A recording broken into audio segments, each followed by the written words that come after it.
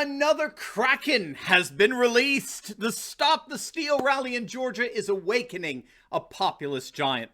In this video, we're going to take a look at the awesome rally in Atlanta featuring Sidney, Powell, and Lynn Wood. How that rally is pressuring the Georgia governor there to call a special session of the legislature to deal once and for all with the obvious election fraud.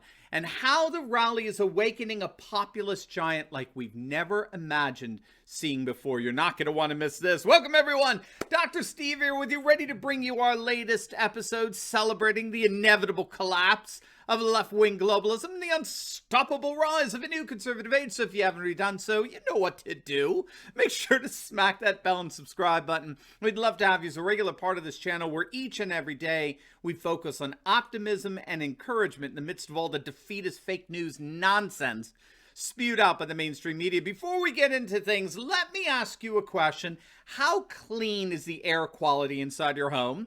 I don't know if you know this, but studies show that air quality inside our homes can actually be less safe than outdoors. Air pollution can actually be 2 to 5 times higher indoors than outdoors. And that's why I've got the amazing Clean Air device in my home. This device is an air purifier, an air ionizer that purifies my home's air by scrubbing and repelling specific viruses and bacteria from the air. It's amazing.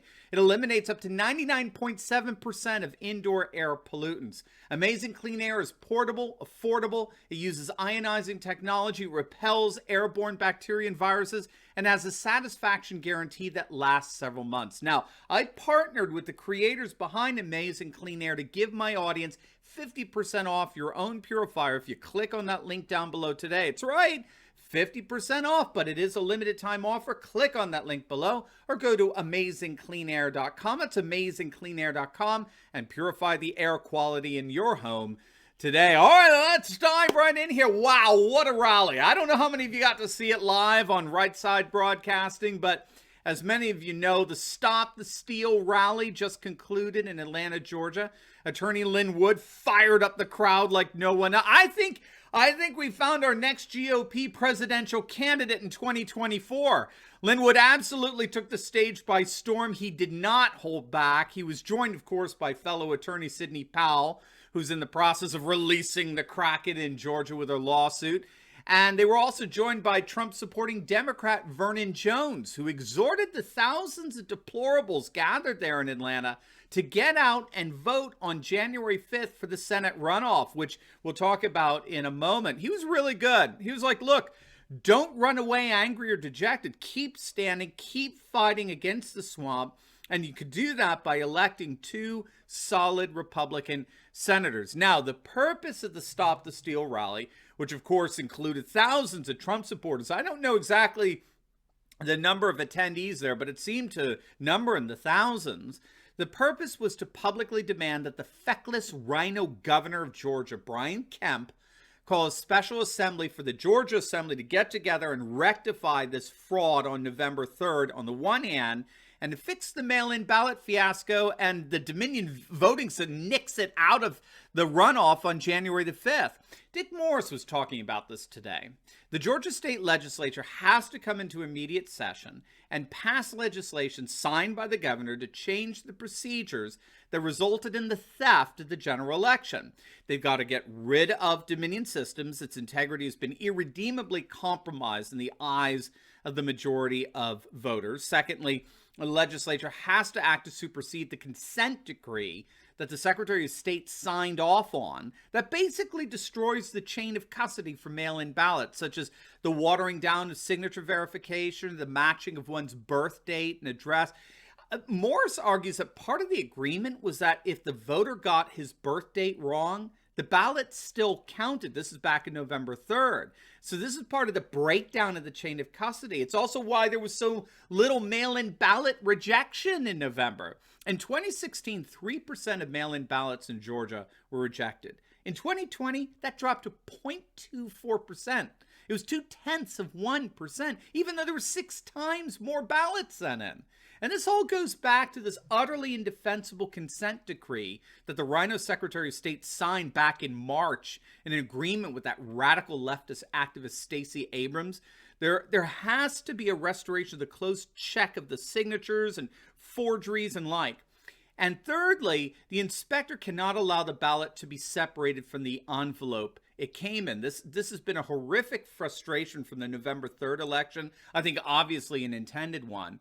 That's impeded the capacity to verify the chain of custody of the mail-in ballots in Georgia and, in fact, throughout the swing states in contention. So there are obviously a number of safeguards that have to be implemented before the Senate runoff takes place, and only a special session of the Georgia legislature can do that. And so this rally was held in order to put pressure on the radically rhino Governor Kemp and the darlings of CNN, the lieutenant governor there, as well as the never-Trumper Secretary of State Raffensperger. I love how Lynn Wood told the crowd that these rhinos need to do the right thing, call a special session of the legislature, rectify the injustice of November 3rd, and make sure it doesn't happen again on January 5th with the Senate runoff. And then after that, they can all resign.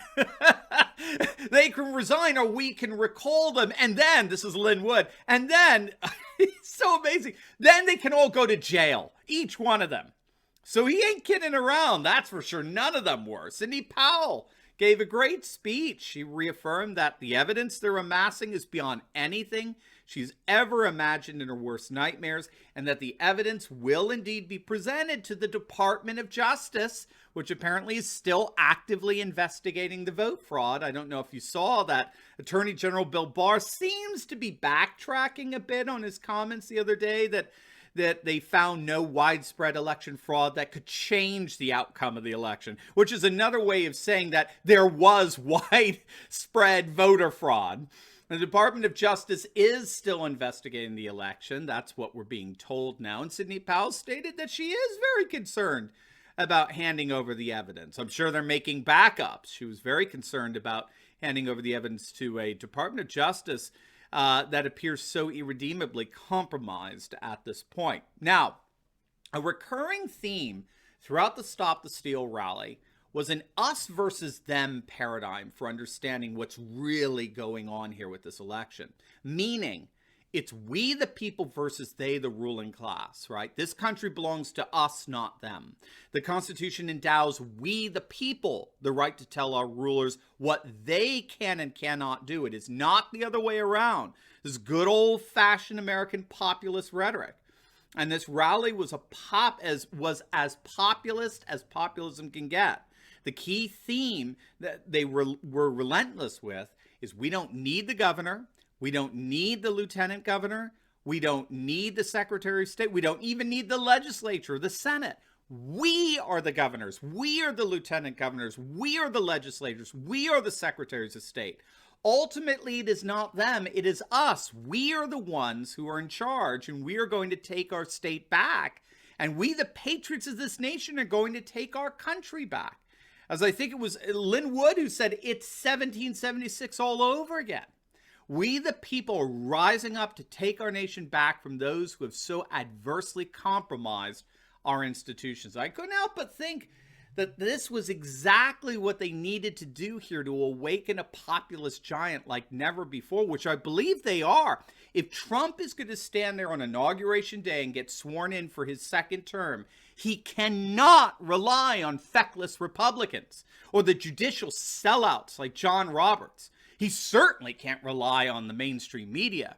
He's going to have to rely on we, the people, rising up and taking our nation back from this political class oligarchy that rules for its own sake and not for the benefit of the citizens they claim in their empty political rhetoric to represent. And this populist renewal, which is characterized by a deep suspicion of the political class, this populist renewal actually represents a different kind of democracy than the one forced upon us by our ruling elites. Now, we're going to get into that, but first, I want to make sure you download a free gift we have just for you by clicking on the link below. It's called our Fake News Antidote.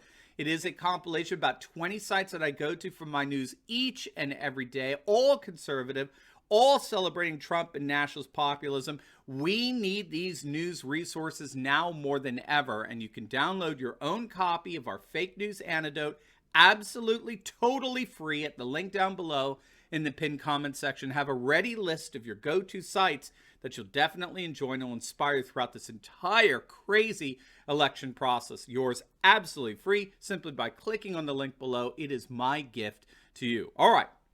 The British scholars Roger Eatwell and Matthew Goodwin, they make a really interesting distinction in their recent study on nationalist populism between what they call redemptive democracy and pragmatic democracy. Okay? Pragmatic democracy is the kind of democracy that operates within globalist world structures, the political class.